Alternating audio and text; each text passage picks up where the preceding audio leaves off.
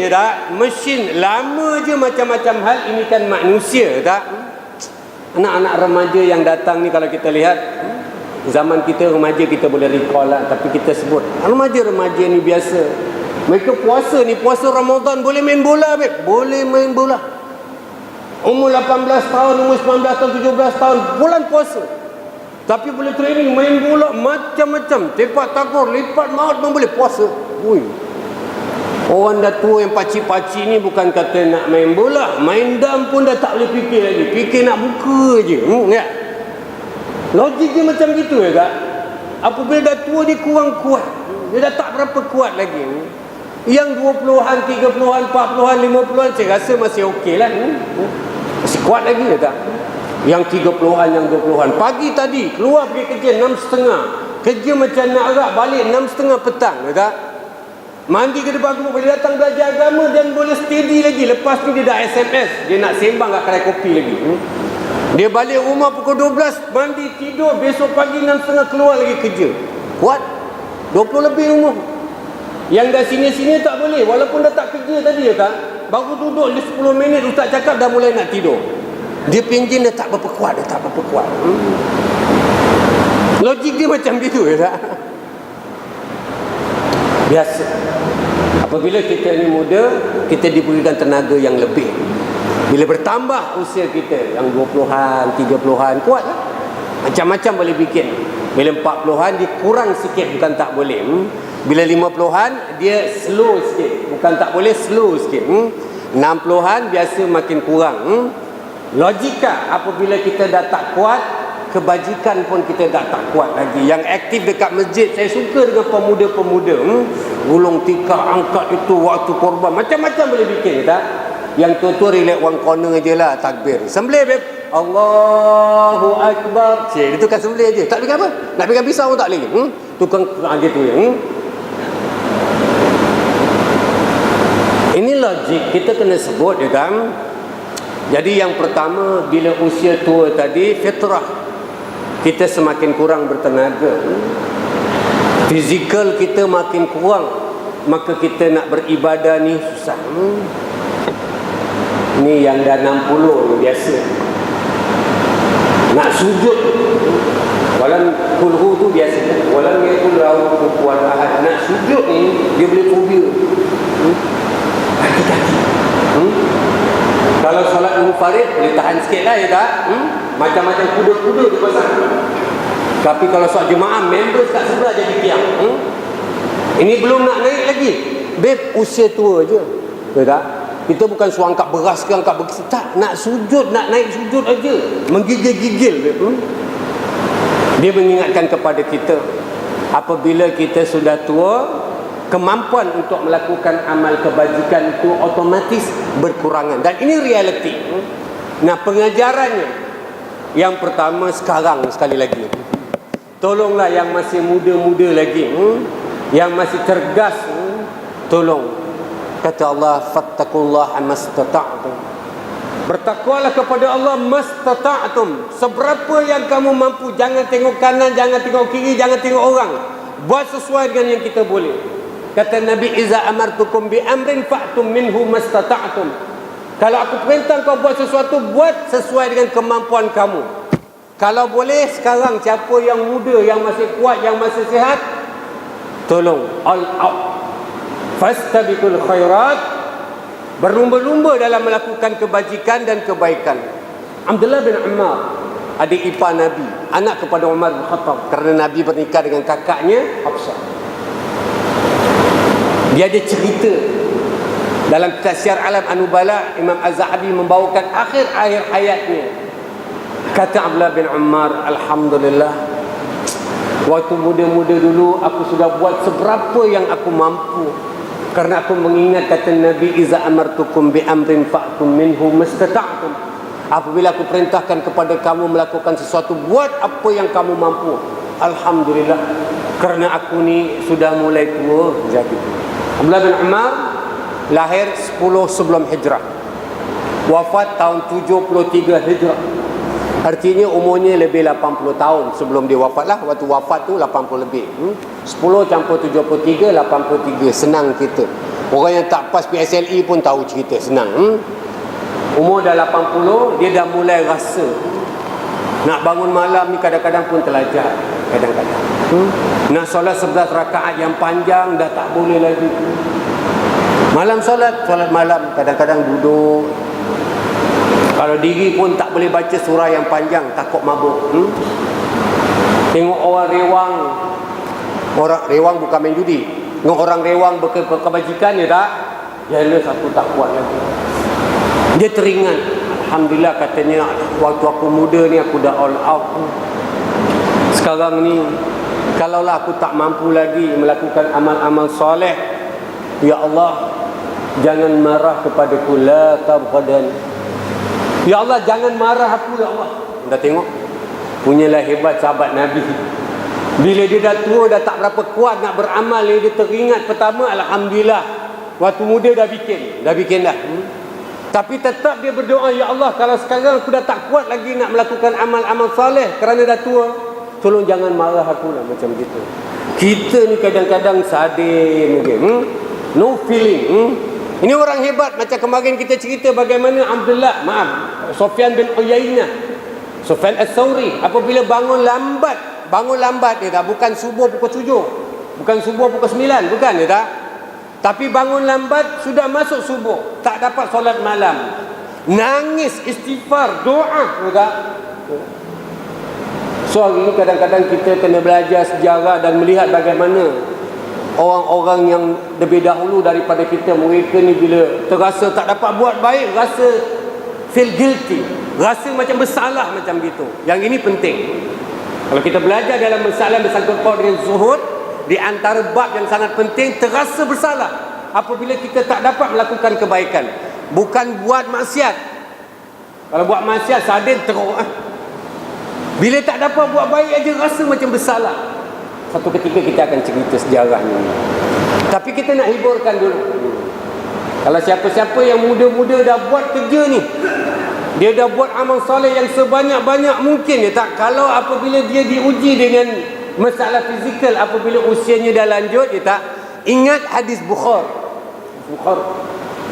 Imam Al-Bukhari meletakkan dalam bab sifat solat marid, solat sakit, salat bagi orang yang sakit, beliau bawakan hikmahnya. Katanya sabda Nabi SAW, izam maradul amr, apabila sakitnya seseorang hamba Allah, au safara, ataupun di dalam safar tadi, kutiba lahu ma kana ya'malu muqiman sahihan, Allah akan tulis pahala untuk orang tadi seperti mana dia sihat dan dia mukim. Apa maksudnya? Maksudnya, kalaulah misal kata ada seorang yang sihat, waktu muda sihat, dan dia telah buat seberapa yang dia boleh.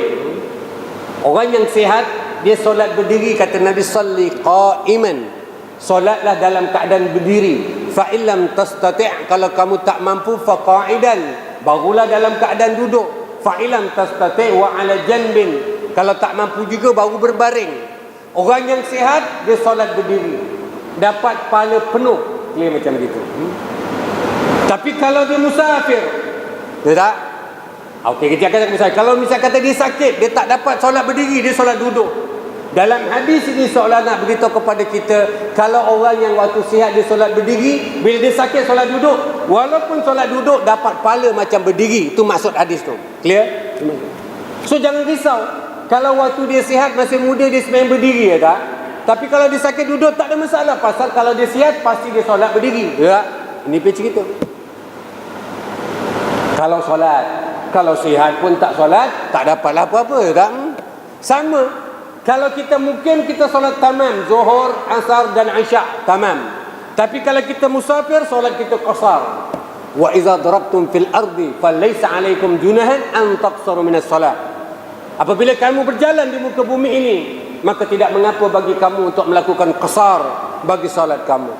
Musafir, dia solat qasar, yang 4 tadi jadi 2. Dalam hadis ini, kutiba lahu, Allah perintahkan kepada malaikat Jibril, tulis untuk dia seperti mana dia solat tamam, macam gitu. Jadi waktu kita sihat, malam kita bangun solat sunnah. Tiba-tiba dah tua, dah tak berapa kuat lagi, nak kena tidur 20 jam pula macam budak-budak, macam baby kan, tak? Dia umur 40, 50, 60, dia tidur 4 jam pun okey. Tapi dah 80 dah tak boleh. Tak boleh. Siang nak tidur, malam pun nak tidur. Jadi solat malam ni memang tak dapat. Tapi Allah beri pahala.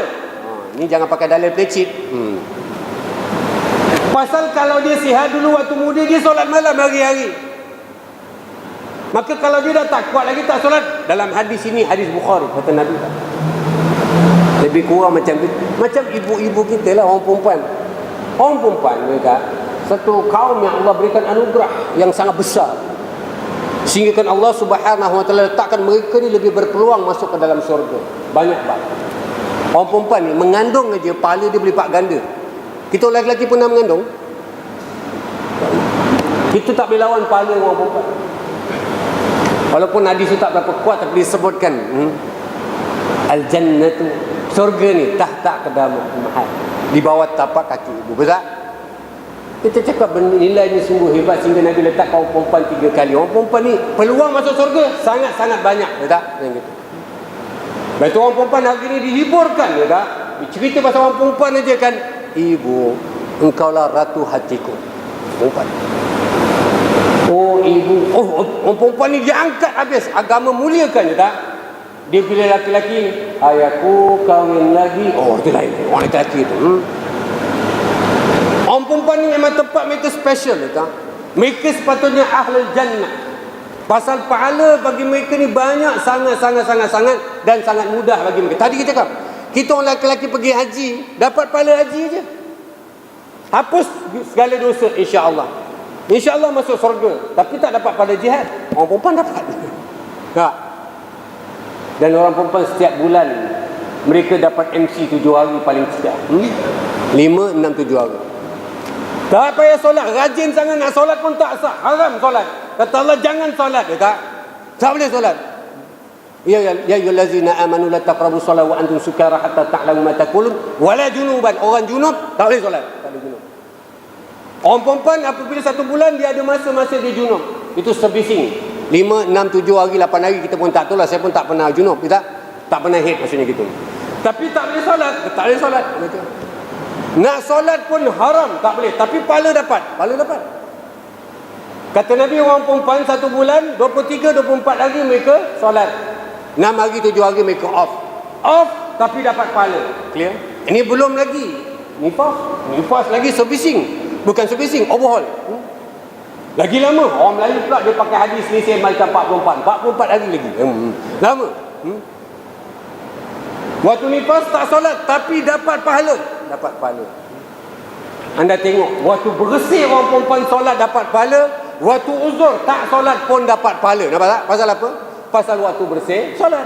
Tapi kalau waktu bersih pun tak solat, bye-bye lah, tak dapat pahala terus. Maka saya nak hiburkan dulu dengan hadis Nabi. Bagi yang sudah senior, jangan risau. Macam Abdullah bin Umar tadi, tak? Bila usia dia dah tua sikit, dia tak berapa kuat nak ibadat. Dulu dia orang yang paling champion. Bila Nabi marah tentang orang yang tak nak tidur tu, dia sembunyi-sembunyi. Dia baca Quran malam, solat tu dia buat. Tu bila dah tua baru dia terasa, ya Allah, dah tak kuat lagi nak khatam. Bukan saja satu Quran, nak khatam satu ain pun menggigil-gigil. Tapi kalau dengar lagu Bollywood boleh 5-6 round. 6 round. Quran ni satu ain pun susah nak jejak. Dia teringat, ya Allah, alhamdulillah waktu muda dulu dah bikin. Sekarang tak kuat, tapi aku nak doa, jangan marah lah macam gitu. Maka bagi yang senior-senior, kalau dulu anda muda-muda dah all out, hadis ini menjadi penghibur. Jangan risau. Jangan risau ya tak? InsyaAllah pahala anda akan terus mengalir. Terus mengalir walaupun sekarang dah tak kuat lagi. Dan jangan risau pasal yang usia tua ya tak? Sekarang ni bagi yang muda-muda. Jangan risau nanti kalau tua macam no. Sekarang ni yang masih muda all out. Macam tadi Abdullah bin Umar. Buat waktu muda. Apa yang kita boleh, yang namanya albir, kebajikan buat. Sebelum tidur ni, ya lazim ingat ayat Quran, tu imam kita favorite. Surah Al-Hasr. Ya ayyuhallazina amanu taqullaha wal tanzur nafsum ma qaddamat lighad. Sebelum tidur ni, ya Allah, Apa yang bakal aku persembahkan untuk Ghad besok. Semua orang Melayu tahu Nawak itu Soma Ghadin, dibacakan dia tak? Ghadin tu besok lah. Apa yang kita nak buat besok, siap dia tak? Kalau semalam dah bikin, kata Allah, fa'iza faraqta fansab. Semalam punya, ini hari punya tak? Apabila kamu selesai buat satu urusan, fansab, siap dengan satu urusan yang lebih baik lagi. Ini yang muda-muda syabab kita panggil gitu. Sebab itulah hadis ini kalau kita lihat dia sangat semakna dengan hadis sahih. Kata Nabi, "I'tanim hamsan qabla hamsin." Rabut 5 sebelum datangnya 5. Di antara kata Nabi, "Syababaka qabla haramik." Dia. Waktu muda kamu sebelum nanti datangnya usia tua kamu. Jadi hadis ini semakna dengan hadis-hadis yang sah dan dia tidak pernah berlawan dengan ayat Quran. Maka itu kita ambil pelajaran. Dan kita nak suruh dua. Satu yang sudah senior tadi, jangan risau. Kalau waktu muda dulu anda dah buat kerja, anda akan dapat pahala terus, insya-Allah dia mengalir, tak henti. Walaupun sekarang dia tak kuat. Ini satu hiburan, basyirah. Tapi bagi yang masih muda, tolong jangan pelecit kan. Sekarang kena buat. Buat dia tak? All out. Buat seberapa yang kita boleh tak? Solat sunnah, mana yang kita boleh? Siang ke, malam ke, selagi mana dia ada hadis sahih yang Nabi lakukan, buat, betul tak? Puasa-puasa sunnah, betul tak? Yang Nabi sebut pada hadis-hadis yang sah, buat, betul tak? Tak payah tengok kanan, tak payah tengok kiri, betul tak? Kebajikan-kebajikan, kadang-kadang yang aktif dengan masjid, yang aktif dengan persatuan Islam, dengan aktif dengan berbagai-bagai, buat waktu muda ni, betul tak? Pasal kita kena tahu satu hari kita akan tua, dan bila kita dah tua, kita dah tak mampu lagi. Maka fastabiqul khairat, bersegeralah kamu untuk melakukan kebaikan dan kebajikan. Dan tolong jangan risau, nanti tua kalau tak kuat, Allah dah siapkan pahala. Ya ayyuhallazina amanu, atau ayat yang lain, innal ladzina amanu wa amilus salihat lahum ajrun. Sesungguhnya orang-orang yang beriman dan beramal saleh, bagi mereka ajrun ghairu mamnun. Ajrun, pahala yang tidak putus-putus. Pahala tak putus-putus. Syaratnya iman, beramal saleh. Apabila kita beriman dan beramal saleh, pahala tadi tak putus. Waktu kita muda kita bikin, waktu tua tak bikin, pahala tadi jalan. Pasal apa kita tak bikin? Pasal tua dah tak kuat. Waktu muda kita kuat, kita bikin, dah tua tak kuat, tak bikin, pahala tetap ada. Dan ini ulama-ulama sebut apabila mentafsirkan ayat yang ke-6 daripada surah Al-Fusilat yang saya bacakan tadi. Innal ladzina amanu wa amilus salihat. Sesungguhnya orang-orang yang beriman dan beramal saleh, lahum, bagi mereka, ajrun ghairu mamnun. Pahala yang tidak putus-putus, maksudnya dia terus mengalir. Buatlah, buat. Dia macam orang yang dah pencen, terima pencen dia dah tak kerja, bulan-bulan pergi dekat ATM mesin, keluar macam itu lah. Masih keluar, kita pun jealous. Pagi dia sembang kat kedai kopi sampai zuhur. Tak kerja pun dia tak. Petang boleh return lagi kedai kopi. Malam sembang lagi, duit loader. Pasal apa? Waktu muda dia kerja, ada duit pencet macam tu. So kita yang masih muda ni, tolong buat kerja betul-betul. InsyaAllah apabila kita tua, kalau kita tak mampu, mudah-mudahan Allah SWT dah siapkan pahala. Tapi saya nak tambah, tak semestinya apabila kita dah tua kita tak kuat. Tak semestinya. Ramai orang tua yang kuat beramal, Allah SWT berikan kekuatan kepada mereka. Tapi kalau Allah kurangkan kekuatan kepada mereka, solat malam insya-Allah boleh bikin, selagi boleh bangun. Solat-solat sunnah rawatib boleh bikin, tak ada masalah. Kata Aisyah, aku lihat Nabi SAW solat malam dalam keadaan duduk, walaupun beliau boleh solat berdiri. Ulama mengatakan bahawa rukhsah, kelonggaran diberikan kepada solat-solat tatawwu', solat-solat sunnah. Kalau anda tak kuat, anda boleh bikin duduk, tak ada masalah. Boleh. Cuma boleh bangun tak boleh bangun. Kalau boleh bangun, boleh. Rawatib, kita tak mampu nak berdiri, boleh duduk, boleh. Solat sunnah tak ada masalah. Solat fardu kalau tu apa boleh berdiri, tak boleh duduk. Ada satu sahabat, dia tanya Nabi, ya Rasulullah, saya ingat nak solat duduk. Kata Nabi, boleh diri? Dia cakap boleh. Nabi cakap solat sunnah, solat fardu. Kata ni solat fardu. Kata Nabi, boleh, tapi nanti Allah kasih duduk terus. Anda faham? Duduk terus. Tapi solat sunnah, boleh duduk, tak ada masalah. Lebih-lebih lagi orang tadi dah tak kuat. Dia tak, kalau dia boleh bangun, buat. Dia tak. So artinya orang-orang yang apabila mereka dah tua, kadang-kadang masih lagi boleh melakukan amal-amal soleh. Boleh. Ibadah boleh, tak ada masalah.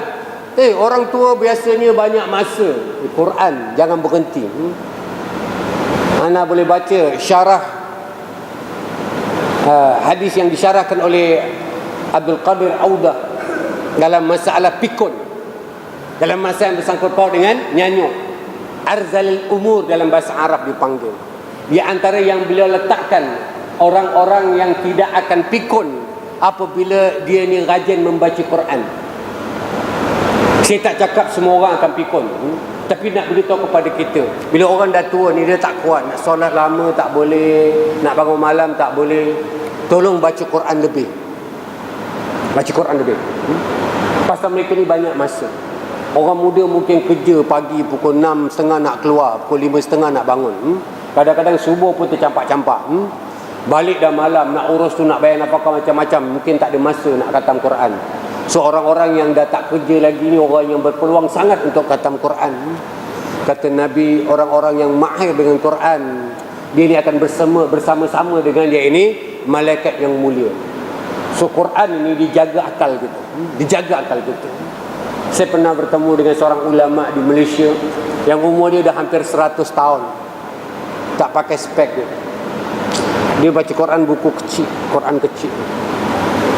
Bila saya kacau dia, kata, Ustaz, ni macam je nak sindir saya ke apa ni, baca Quran kecil. Dia cakap tak, babe. Dia cakap tak. Dia cakap tak.